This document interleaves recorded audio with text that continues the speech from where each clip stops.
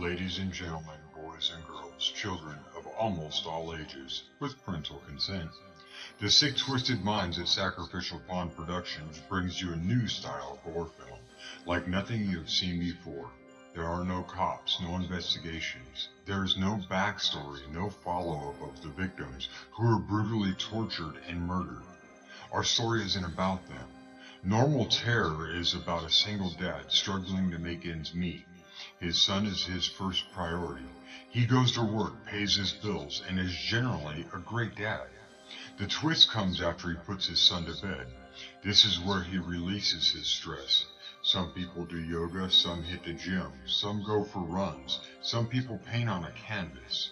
An anonymous source once wrote on an abandoned asylum wall, "I never understood people until I took one apart just to see how it worked." If you are rear-ended in traffic, most people's thought runs to anger and their primal instincts of hurting the other party. Sam Neill does not have the ability to stop that primal instinct. Let us take you into the mind of a killer. Normal Terror is a concept from the mind of Sam Mason, who wrote, directed, produced, and is starring in this new age feature film. Let's get slicing and dicing with Sir Sturdy horror fans. On this podcast, you will hear me and a guest do some movie reviews, random funny horror chats, and whatever else comes to mind. So tune in, kick back, relax, and always remember, I'll see you in your nightmares. Well, there's Jason's mask.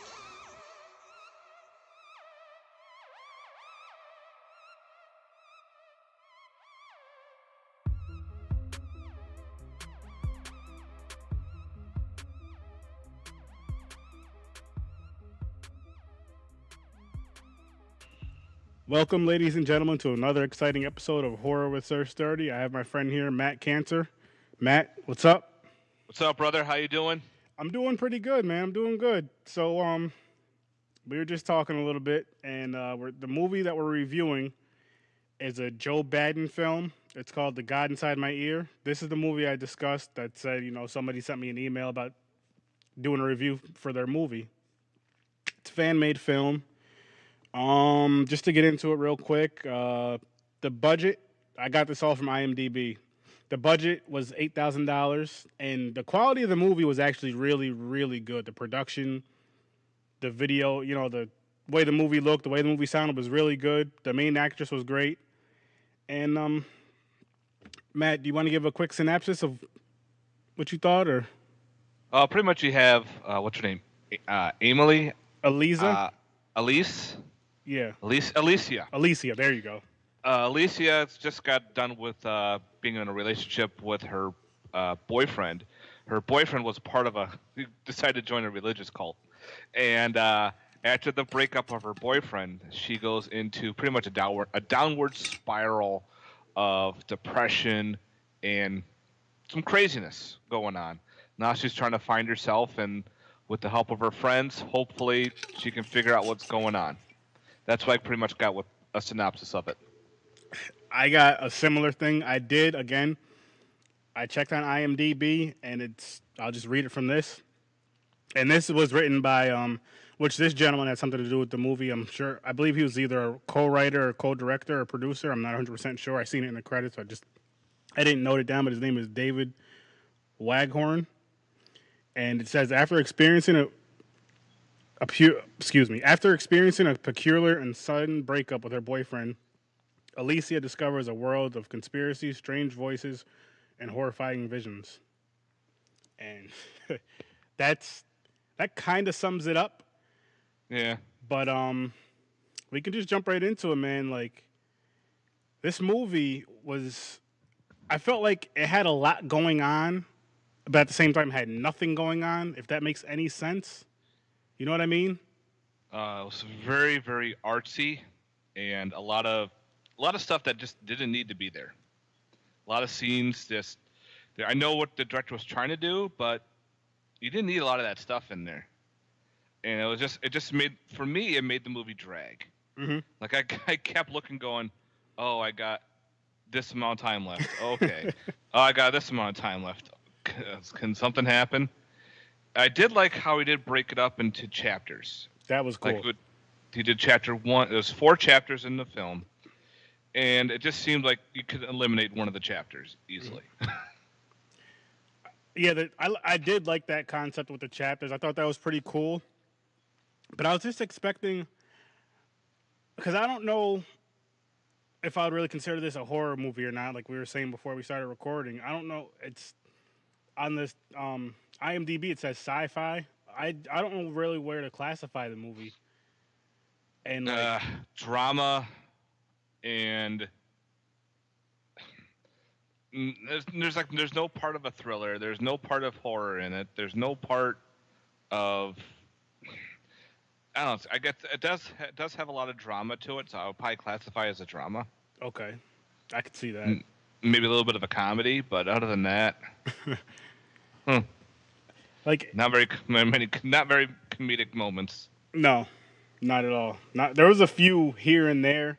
Yeah. Like the we were just discussing this. Remember in the little store? I guess it was like a perfume store or whatever, where the lady comes in there, sprays both the perfume on both her wrists, and she's smelling them.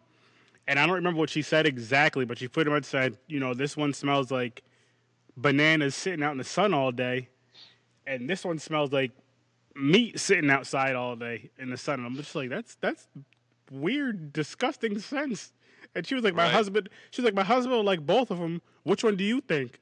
And the girl was like, ma'am, you know, I don't know. It's up to you, pretty much. Like, you choose. She just did not care. She's like just sitting there, just staring out in outer space, like Yeah. either buy something or get out. And you know what was crazy about that? Like I was paying attention to that scene. You seen her go over to the cash register and punch in numbers. There was no money exchange. That right there bothered me. I'm like, Yes. if you're gonna go, like, if you're gonna show that her going to the register and typing it in and bagging it, you should show a money exchange. There was no, you know, this bottle is $10, $12, whatever, and the lady paying. She just put it in the bag, have a nice day, and left. I'm like, what the hell? Like, come on. Unless she didn't care, and be like, you know what, just take it for free. Possibly. Because she was just sitting there like, you know, I'll just dab a couple buttons, yeah, whatever, leave.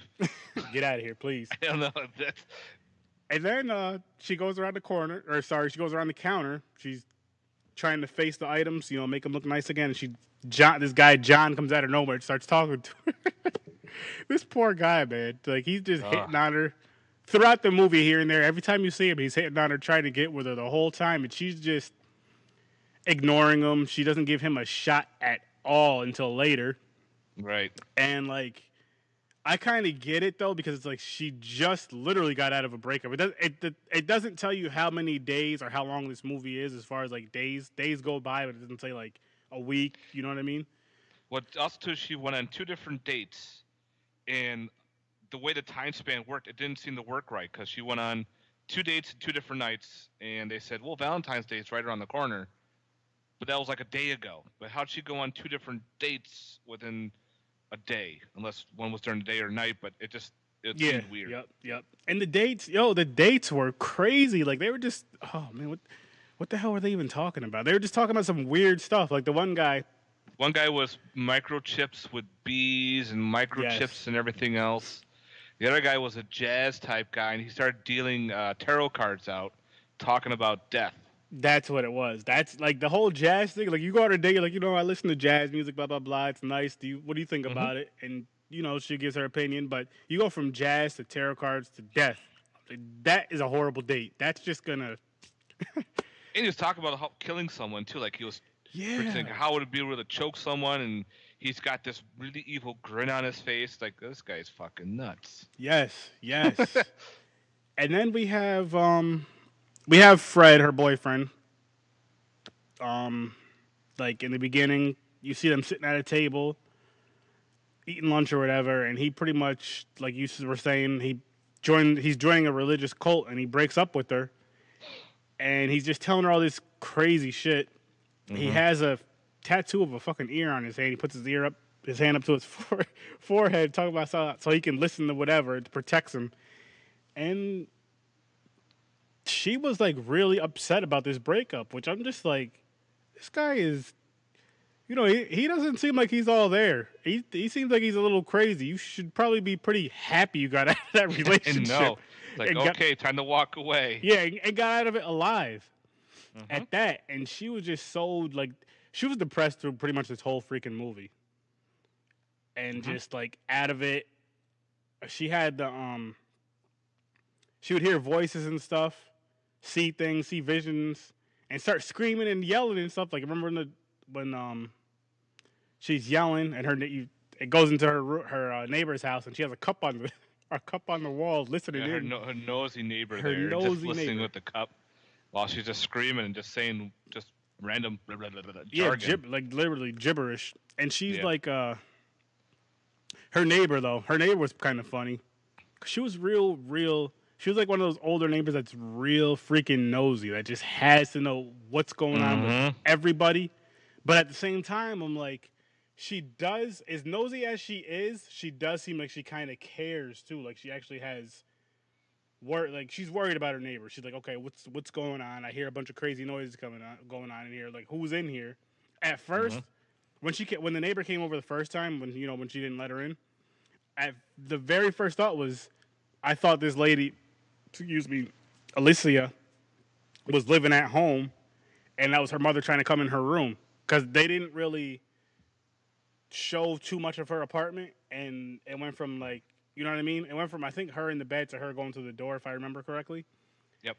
And I'm just like, okay, so that's normal. I mean, that's not unreasonable. There's been plenty of times where you're a kid or young teen or whatever, maybe even your early 20s. Your parents trying to barge in your room or whatever, see what the hell you're doing. You kind of lean up against the door like there's nothing going on in here. What's up? Mm-hmm. So that part didn't really bother me too much. It wasn't. I don't know, man. What do you guys say about this? I was not really thrilled with this movie after watching it. I think I found myself staring at the clock more because to me nothing really happens in this film. You pretty much have Alicia going through her craziness, supposedly, and nothing leads to anything. Like all of a sudden she's seeing certain things, and also the next day it's back to being normal, to getting weird phone calls, to like you're introducing all these other characters, but all of a sudden they're gone. Yeah. And there's nothing to it. Like when she's in the park, the little girl dancing. What's up with that? There's nothing to that. There's nothing to the scenes where she sees the nun. Like also, she's in her apartment. The camera spans. There's a nun standing right in the corner, gone, and then the camera back. The nun's gone. I'm like, what's up with this nun now? And then they're like, what? And then there was just so much like interaction with her friends. Like her friends didn't seem to care as much. Just the two of them, like the brother and sister cared. The rest of them, like, yeah, whatever. She's going through craziness, going through depression. Just leave her alone. Like, if your friend needs help, wouldn't you want to help your friend? Exactly. Now back to the whole thing with the little girl. When I'm watching this, I'm like, okay, this can be really cool. Maybe she's seeing herself as a child, and it's kind of like not necessarily a flashback, but she's kind of going into her mind, seeing herself as a child again. Mm-hmm. And I remember when she was eating the crust of eating her sandwich or whatever. She's like, "Why are you eating the crust?" And she pretty much said, I didn't always eat it, but I don't want to waste it. And she was like, "You won't waste it if you feed the birds." I'm like, okay, maybe she's doing something like going through these thoughts to kind of get that child innocence again. You know what I mean? Like Right. that child. You know, how, like kids, they really don't worry about much. They worry about playing, eating, and playing games and just having fun. I'm like, okay, maybe she's trying to get that innocence back. Maybe, to calm her nerves, to calm her down. Maybe this will help her. And that would have been pretty cool. And then another thing I was thinking is like, what if this is like a dead child, like a little child spirit that keeps trying to contact her to save the spirit, to kind of really free the spirit, so to speak. You see those paranormal movies where they free the spirit and all that stuff happens, and maybe that's why she's having these visions. But no, it was none of that. No, like, you what don't get the hell? anything. Then you get I liked the telemarketer. I liked I the did. guy that kept calling on the phone. But that's it. They just didn't do anything with that individual. They have guys in hazmat suits all over the place. There's a blind guy following her. It's like, stick with one thing and go and work with what you have. Yes. Don't like start unless you want to mix. If you want to put all that stuff in, actually combine it together to make it a full. I don't know, full deal. But it just seemed like here's this, here's that, here's this, here's that. Figure it out. Exactly. Like it was like pretty much what you said. Like this is one of those things where you grab a pile. Well, I don't want to. I guess you say shit, and I don't mean this in a disrespectful way. And you throw it up against the wall and see what sticks. And they threw too much. Like sometimes you just got to use one or two different things. Something simple. Keep it simple, and it can be excellent if you keep it simple. Like you're saying, if they had the blind guy as the main antagonist or protagonist? Antagonist. Or the telemarketer. Like I love the telemarketer calling, just saying random stuff. Right. I loved that part. Like that right there. If they would have did something with the with the telemarketer more, and I feel, ladies and gentlemen, this will be the first episode of my podcast that we're trying not to spoil too much because this is a spoiler cast, but I was asked not to, so I'm not going to do that. And when I get screeners, I will not spoil them. I will not spoil them if I'm told not to, so I'm not going to say too much. I just had to throw that out there because we're really discussing this movie as best as we can without spoiling it, but at the same time, like so much happened and didn't happen at the same time. So it's like if we did discuss it more, and I know I sound like I'm talking in circles, but if we did discuss it more, you'd still have to like actually watch it to know what the hell we were talking about. Mm-hmm. You know what I mean, Matt? Like it's one of them. It's hard. It's really hard to talk to about this film without accidentally spoiling certain things, because again, it is an artsy film. There's a lot of things happening that you can actually spoil it by just like, oops.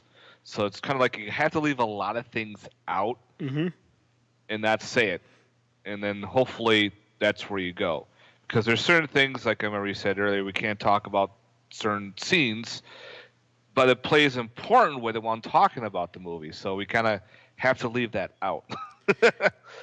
I will throw this in here, though. There was a, hang on, let me look. Remember when the neighbor's dog... remember when Alicia heard a knock at... I like that name, by the way. That's a nice name, Alicia. She heard a knock on the door, and she opens the door and she looks around. This part was funny. This part I liked about the movie. And I'm not going to get too deep into this part. Oh, I know what you're talking about. And she's looking around, and she's like, you hear a voice like, hey, down here. And it's the dog talking to her. Yo, I was rolling. I was like, wow, she's really going crazy. But the part that really had me laughing, then, the neighbor's dog, the dog comes over. The dog's name is Snickers, by the way. Comes in, talks. And the dog starts talking to her and says that the dog heard her speaking a secret language to the heavens.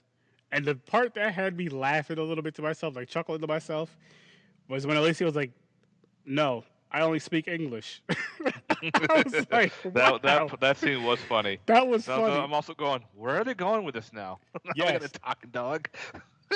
But again, like if they had, that all could have worked if they had, like I said, with the little girl, which at the end of this episode, Matt and I are going to do our whole thing where we discuss, and this is probably going to be a decent discussion. This will probably be a really long discussion towards the end of the podcast. So it won't be the end about how we would change this movie, but we won't get there yet. But anyway, like if they just, again, like if she had to free that little girl and she was just seeing all these things, you had the talking dog, you had the talking gnome. And like if she just had, these, if there was a reason for it, a better reason for it, it would have helped so much. And like you were saying, her friends were kind of just like, let her get through this and let's see what happens kind of deal for the most part. They weren't really worried until the end, which we can't discuss. Right. And even then, they weren't too worried. I'm just like, come on now. Another part I can throw out there is, remember what the birthday party for her friend, the dude that was dressed like a vampire? Mm-hmm. She's dressed in like a bride's dress, and she's drunk, and she's dancing whatever with him. She's like, "Come on, dance with me," and she's like, I'm your birthday present. Unwrap me. And I'm just like, Like, what? That didn't make sense either. Like, they showed no love interest between the two. At all. No, and now she's like, "I'm your birthday present, baby. Now unwrap me." And he's like, "What? I thought he was gay, just the way he acted and talked Yeah. through the movie. I thought he was a gay friend." So did I. And I'm not sure if he was or not. That's no disrespect to the LGBTQ community at all. At all. Nope. We don't want those kind of problems. It's just we're just discussing this movie. Like I really thought he was too. Just the way he was acting, his mannerisms, the way he sounded, and everything. And they never really got into that part, if he was or not. Not that that's important. Not that that's important or not. But I'm just thinking, like, you know what it is though. That was her friend. It's her guy friend. It's her friend. But I'm thinking, like, a guy, like a single guy drinking, a girl comes up to him, hitting on him like that. Like, he's gonna. Let's just say he's gonna unwrap that gift for. Right. But again, that's his friend. But you don't know how good of friends they are. You don't know if it's like a friendship to where it's like they're so cool, they're like brother and sister type of deal. You don't know if they're said just. They said at one point she was the best friend of them, and like they let her do drugs and everything, to help maybe cope with something else. Oh wow! But again, there was no love interest between the two. It's like, why would she want him to unwrap her as a birthday present? Well, I mean, you don't really have to have a love interest to unwrap a birthday present. I'm just saying, and I'm a happily married man, but I'm just saying, like, me too. in that sense, you don't have to. And we're saying this because we're both happily married men. We don't want to throw each other under the bus or ourselves under the bus. I'm just saying. But so her character though, like the actress, the acting wasn't bad in this movie to me. Like she was definitely a really good actress in my opinion. She was probably the best actor in this movie, but at the same time, you only seen bits and pieces of the other ones. Like here and there, you seen one or the other. You didn't see like a full, let's say like 10-minute, 20-minute scene of anybody else. You've seen her throughout the whole movie, but I feel like for the movie, for the way they wrote the movie, she played her part very well. I would like to see her in another movie. And before I go any further, I'm gonna let you take over after I say this. I would actually like to see these guys do another movie. And just because I feel like they have the talent to make a really, really good movie. This was like their first one. They're just kind of throwing something out there. But I feel like we were saying, if they stick to something kind of simple, stick to one or two things and just go with that, they can really do something good. Again, I did like the main characters. She acted pretty well. The couple of the friends I thought did a good job. The doctor was kind of to me, the medical doctor. She just seemed kind of bland and kind of just stood there like it just seemed off for me. Like she looked evil. like she's got something to do with it, but again, she does not have anything to do with it. She's just there. The psychologist there, he was weird. I don't know. It was just different with him. Like there was like not a lot of good interaction with some of the characters. Yeah. I wish they did more interaction with certain things. If they do something else for a movie, let it actually do something.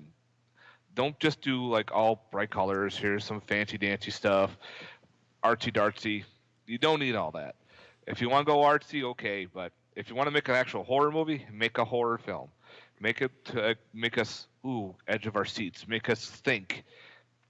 I know they're trying to go like the whole psychological aspect, but I was just like, oh, here's your end. Oh, okay. Mm-hmm. But not really do much with it because it left a lot of open doors for me, a lot of open-ended questions, and to me it just didn't feel right sitting there watching this. I'm like, all right, what am I watching? Okay, question, big question, and in other words, it was just I don't know, I wasn't really drawn to the film. Like if a friend asked me, would I recommend this movie to somebody?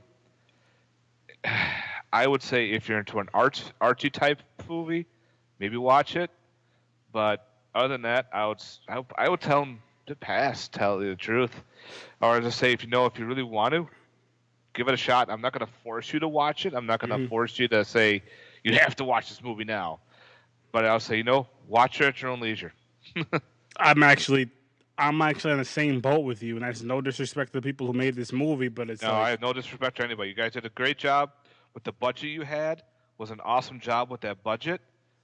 I was like, for $8,000, they did a great job with that, but it needed more, especially for me. I agree. Like even just more to like the way they did the movie, I think if it had more to the story, and that right there would have helped it. But again, with the whole recommendation thing, if somebody said, "Yo, would you watch?" You know what? I'm the type of person I would say go ahead and watch it just because people have different views of every single movie. Some people actually probably love this movie that I've watched, and some people might Oh, hate yeah. it.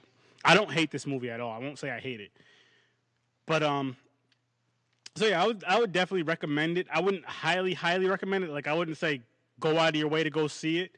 Again, no disrespect, but I would say check this movie out if you want to watch something very different. And shit, if you do check this movie out, hit me up or hit Matt up and give your opinion to us about this movie. Maybe we'll look at it a little bit different because there's been times where I've watched movies and people are like, you know what, maybe you should give it another look. This is what I seen from the movie, and I'm not saying that's gonna happen, but I'm just saying you might get a little different look. So yeah, Oh yeah, definitely check it out. I've seen some films where I hated the movie, Hmm. gave it some time, rewatched it, and now I'm like, oh, I do like this movie. Yeah, So sometimes it's either you're in the right mood or you're just in the right or wrong setting when you're watching the film, and sometimes it just gives you that kind of uh, moment or okay moment. yeah. So again, I don't hate the film, Oh, not at and I all. don't want to disrespect the people who created it. They did a great job for making it. I just wish that they cut a lot of certain stuff out and made it more, for me, interesting to watch. Like all the talking and all the gibberish and all the talking, Hmm. you don't need that. What they did was great with the telemarketer. Stick with the telemarketer. Have her get more lost in reality, or Yes. have her go a little more crazy, or I don't know, have her do something like you're following her go into a world of gloom, or follow her into a world of chaos Hmm. because of this telemarketer, and like maybe have her try to find the telemarketer. I don't know, but throwing all the other shit in, it just kind of made it weird for me. You know what part I kind of like too? Remember when her ear was bleeding? She ended up at the doctor's office. I Yeah. know the doctor was kind of bland or whatever. She didn't really say too much. But the part I did kind of like about that was when the doctor hypnotized her or whatever, and she just like she asked her what she sees. So Alicia says, she sees men controlling and harming her, and she's broken, ashamed, and controlled. She's face down in the field, and then she sees Hmm. these men in a hazmat suit, and then she pretty much says she sees God. And Right. I was like, okay, that's pretty interesting. Maybe they're going somewhere with this, and they kind of just they dropped it. And then like when she woke up, she asked the doctor what she said, and the doctor was like, pretty much. This is what I got from it. The doctor was pretty much, bitch, you're crazy. Go see a psychiatrist. Pretty Yep. much. She said it a lot nicer than that. But Yep. I liked how, you know what I mean? Like, I liked how she's like seeing all this stuff and describing it to the doctor. I like that when she was hypnotized. I like how she didn't remember it. And I'm just like, let's keep going with this. Let's keep going somewhere with this. Come on, you have something right here. And then it just Yeah, kind of keep like, going with the bleeding ear. Maybe something is actually in her head yes, causing the yes, bleeding. Like maybe also now she's bleeding from her nose, or also then she's bleeding from her ears, her nose, and her eyes, or her mouth. Like something internal, like a specific tumor. I don't know, something in her that's really just causing her to yeah. lose it. And you know what's crazy? Like, she never mentioned this to, as far as I remember, but I believe she never mentioned this to her friends. I believe she said something about going to the doctor, but she didn't say anything about the bleeding ear to her friends and all that. And I'm like, it would have been cool if one, she mentioned it to her friends or whatever, and they kind of check it out or whatever, and they kind of like seem more concerned about it and say something was going on, or two, she mentioned it to her friends and like say her ear's bleeding in front of her friends, but only she can see it and feel it. They can't see any blood. So like, Right. what's going on. Maybe they take her to a psychiatrist or mental health, just something. Hmm. And let's say later on down the road, blah blah blah. It's some spiritual thing with the little girl. She has to save her spirit, so she's seen all this crazy stuff. She figured out how to save her spirit. But it was like, I feel like it was, like I said, a bunch of shit going thrown up against the wall, and they'd seen what stuck. Another way I could say it is, it was like a bunch of people in a room had a bunch of ideas, and everybody's idea was just like, yes, yes, yes, you, yes, you, Yeah, yes. they didn't want to say no to anybody, so like, okay, we'll put that part in, we'll put that part in, and we'll just put it all together and see what happens. Yes. And just grab that big ass piece of tape and just tape it all together. Just tape it all together, so to speak. Tape it all together and see what we got. Okay, we got something here. Let's just throw it out and see what happens. And like I said though, like I feel like the directors, the writers, everybody that had something to do with this movie, I really feel they have talent. They really have talent. I think they can really make something great, good, great, whatever you want to call it. But it's just like, again, I know we keep mentioning this, make it a little simpler. Just take some of those ideas and say, you know what? Maybe for the sequel, maybe for another movie, but we're going to do this and this, or we're going to do this, this, and this, or just this. But we're not going to do 97,000 ideas and just have an awesome production. Like, the production was excellent. And for $8,000, I mean, it wasn't bad, but, you know. For what they did, they did a good job with that. But again, if they make it all into like one concept instead of different concepts all over the place. Like, I know she was doing the whole, oh, they're following us or they're seeding clouds. Like, I could see where she's going crazy, but come on, stick with one thing. Go with that. Yes, we got what you got here. Sometimes simple is the best way to do things, man. Absolutely. And what else do you have to say about the movie, though, man? I think I said everything I wanted to say about this movie. It's just, again, it's up to you if you want to watch it. I would say if you want to say, give it a watch, go for it.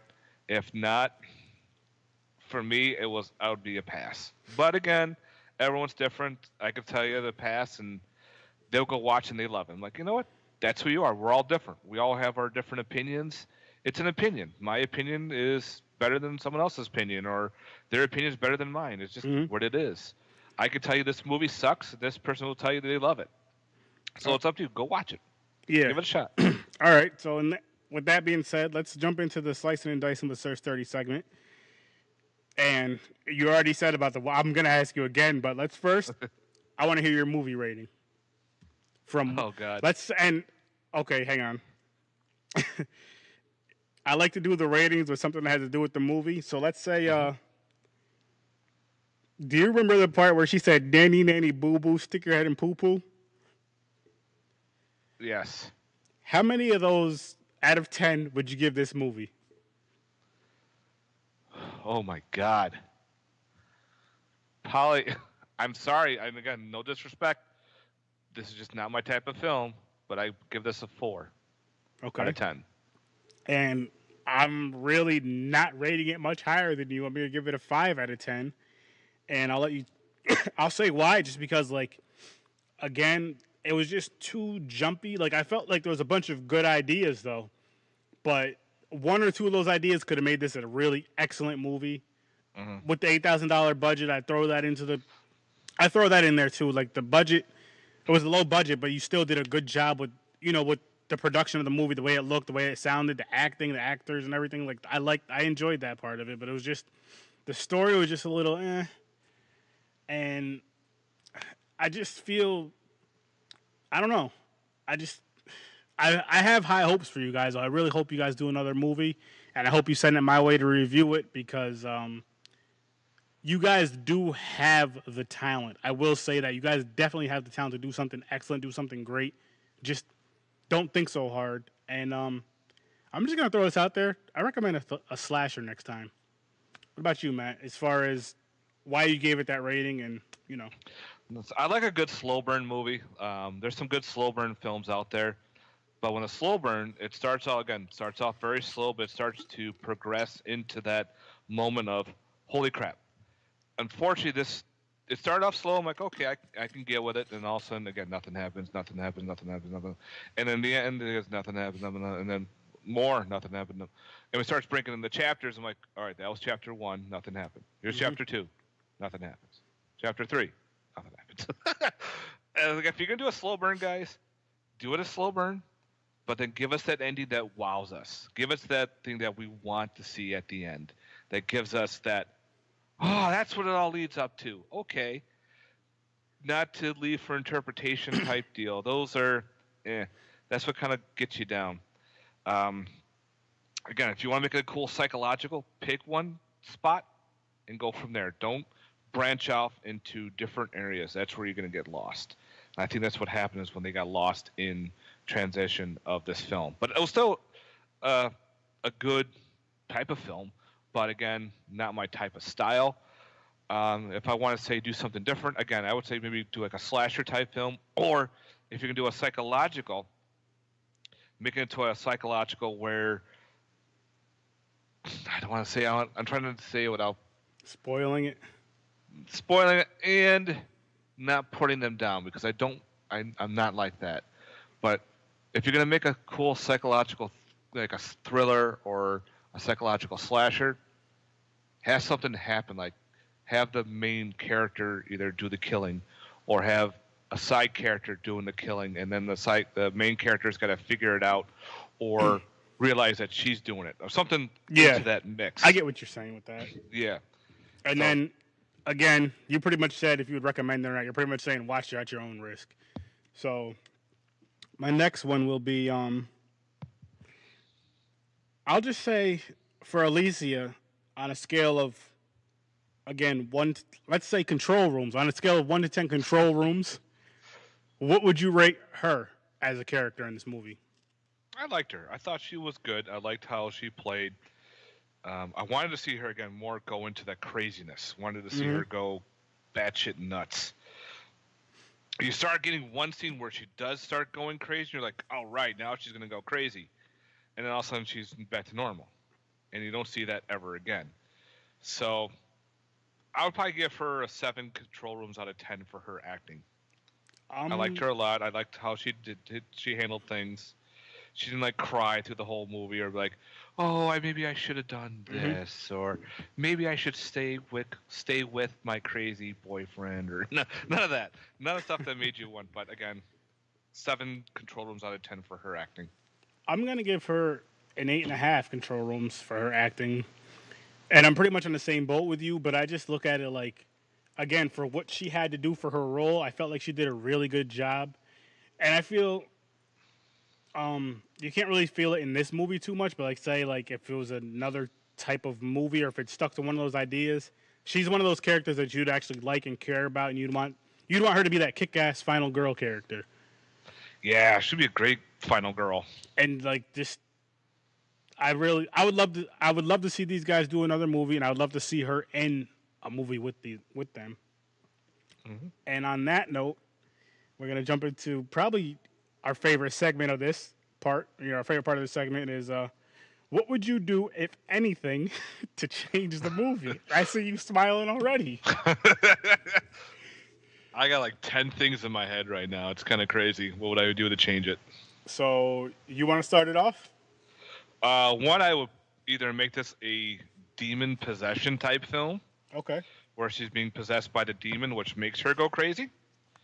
Or I would change it into like a slasher type film where either someone is going after her because you have a bunch of friends. Why not start picking off the friends one at a time? And then she sees her friend dead. Like, did she do this? Oh my God. Or is someone killing her? Oh my God. Is it her craziness making her kill her friend? Or is it a demon doing it? Because they brought in a djinn in this movie too. They talked about djinns. I'm like, oh, we're doing an evil genie type movie? No, that didn't happen either. It's like if you want to do an evil genie movie, you can do a djinn. Just make the story about the djinn making her go crazy. So I don't know. No, there's so many things I would change. I'm sorry, but that's like a slasher type film, a psychological slasher, or maybe a demon / djinn type movie. So I would take out a lot of the dialogue, Yes. a lot of the different chapters, and added more creepiness factor to it, some deaths to it, um, make you really, really think what's going on. Mm-hmm. None of all the bright colors or there's a one scene where she's sitting there and there's this psychedelic lava liquid shit flowing through the air, and there's this hippie playing guitar with a eye on her hand. Yes. What? Take a lot of that stuff out. But again, that would be me. So how about you? With you jumping off the psychological slasher, I like that a lot. Like, say, something or someone is controlling her mind, and maybe making her kill because she's like possessed or whatever. So it's making her kill a bunch of people. She's going on these dates, and she doesn't know she's doing it. Like, she's just not in her right mind. And like, say you throw in the little girl's spirit needs to be saved, or to make it even creepier, the little girl's evil. So the little girl's the one. Maybe there's something trapped in that girl that's a demon, that's making her do all this evil of, say killing and all that. And just, I'm a slasher fan, but it's like, you have to. I don't feel like this the way this movie was. I don't feel like it would be good as just a slasher, because it's like, if it was, it'd be like, why the hell is she doing this? But if it's like a psychological slasher or something, or someone's taking over her mind, then it'll kind of connect better. Or they could do. Oh, sorry. Go ahead.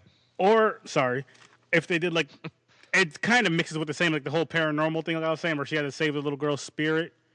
And remember how the gnome was talking, the dog was talking, and say that's like the little girl kind of throwing signs at her. And when she sees a little girl in the field or wherever the hell they were, the field or a park or whatever, feeding the birds, where she should have fed the birds a crust. And like, the little girl's throwing her signs like she needs help, and say people could just keep dying around her. And you know what? Another thing I'll say, let's say the telemarketer, throughout the whole movie, you think the telemarketer is a creepy, doing all this crazy stuff, but that's the key to like unlock and save everything. He's like trying to help her, but she's not listening because so much craziness is going on around her. She thinks everything's up against her. I just thought of an idea about with the telemarketer, but being bad. She's targeted by the telemarketer, but the telemarketer is a random like it just randomly picks someone. It's a government testing agency. They send you that high pitched beep. Remember, you hear that in the beginning. Yes. And then she hangs up. Well, then the telemarketer calls, and that's what activates this beep, and activates something in your mind, which causes your ear to bleed. It causes you some paranormal psychological thing. I like that. And of course, the telemarketer keeps talking to her, which feeds her stuff to craziness. And then they'd be like, okay, let's say she does certain things, but then she dies at the end. Then you lead into a government room going, oh, that's another test subject failed. Let's do another one and just randomly hit that randomizer. Let's just call some random person and subdue them into this crazy psychological testing facility to see what would you do. And it's a whole big test, and it just keeps hitting that random number, and it's going to be some random person. It's going to get a random phone call. That's to awesome. Make you go crazy. That's awesome. That would be sick. I would freaking love that. Wow. Listen, directors of this movie, John, Dave, that idea right there is freaking wow. I'll sit down and talk with you guys about it. It just came to my head going, wow, what if it's a government testing agency that's testing like a psychology class or a psychology professor working on the keys to the mind, and it's this weird tone, and it makes you do whatever you want. So just randomly dialing somebody, boom. This is what happens. And the way the person dies is because they have a brain aneurysm from the tones. That's why your ear's bleeding. That's why your nose is bleeding. It's because of all that pressure or something. And when they die, they're like, well, that test failed. We'll hit that random button. We'll see who we get next. I really like that idea, man. Damn. That's a winner right there, man. That's a winner. And so I guess we're pretty much done with this one. And let's we can end it. I just have the other part of this segment, the last part of this segment. 2 horror movies you recommend for people to watch. I got 2 that I was actually requested to do on the podcast. And I didn't get a chance to watch them yet, but I'll say one of them was Motel Hell. Oh, I know that one. And the other one was, which I did send it to you, My Soul to Take. I'm not a fan of that movie. I had an argument with a buddy of mine about that film. So those are my 2. I haven't seen them myself yet, but I am going to watch them, and I am going to do a review on them. It'll either be with Matt and myself, or someone else, or me, Matt, and someone else. But cool. Matt, what's your... One I pick up is called Lost After Dark. Okay. It's a slasher, and it's a throwback to the 1980s. Nice. And I let you know about that one time. Yeah, it's got I forgot who was in it. The guy who played Terminator 2 there. He plays the principal. I can see his face. Speaking on that movie we were originally supposed to do, but I just wanted to get this episode of that one, of this movie done. But we will be doing that one, definitely. Oh, that'll be cool. Yeah, definitely check out that movie. It's a fun little new throwback slasher, and it was really well done. I was surprised how well done this was. Nice. And for another film, I definitely recommend. Oh boy, there's so many ones out there. Oh, I watched it on Netflix. It's called The Night Watchman, and it's kind of like it's a horror comedy about a bunch of night watchmen. They get a body of a dead clown that comes from Romania. He goes out visiting. Come to find out, this clown is actually a clown vampire, and starts turning people into vampires in this office building. And so it's up to the night watchman, the guards, to stop everything. It was really well done. It was good, bloody, gory. Love that. Fun time. Right now it's on Netflix, and sooner or later I think it's getting a Blu-ray release. I think through Scream Factory. I'm not exactly sure, but if you have Netflix. No, it's not on Netflix. It was on Amazon Prime. Shit, that's what it was. So if you have Amazon Prime, check out The Night Watchman. Fucking awesome film. Sounds good, man. And then before I close this out, do you have anything you want to plug? Again, guys, if you haven't, please check out my YouTube channel. It's called You and Your Horror Movies. Again, do movie reviews, collection overviews, showing off. As you can see behind me, my wall of goodies, my library. Also, too, if you haven't, please check out Cinema Attack. It's another podcast I'm part of, where we talk about all different types of cinema. Last one we did was the Mortal Kombat films, Mortal Kombat 1 and Annihilation. And this Sunday we're recording a slasher podcast. Nice. We're covering 3 slashers: Fender Bender, Blood Widow, and Sleepover Nightmare. Nice. Nice. Definitely check that out. And on that note, thank you for listening. As he said, check out everything that he just mentioned. I did listen to their podcast during this week, and it was pretty entertaining. The Mortal Kombat one, Annihilation. Oh God, Annihilation was so bad. You did make that known in that movie. So yes, definitely go check that out. Check out his page, and we're gonna end this podcast right here, this episode. So as always, thank you for listening. Check out my horror page. Thank you again for having me on the show. I had a great time again. Anytime, man. Anytime. Check out my horror page, Horror with Sir Sturdy, on Facebook. I have 2 of them on there. One's a page, one's a group. Join the group. Share anything horror related on the group. The page is more for the podcast and my videos. Go on there, check that out. And yeah, enjoy it. And I'll see you.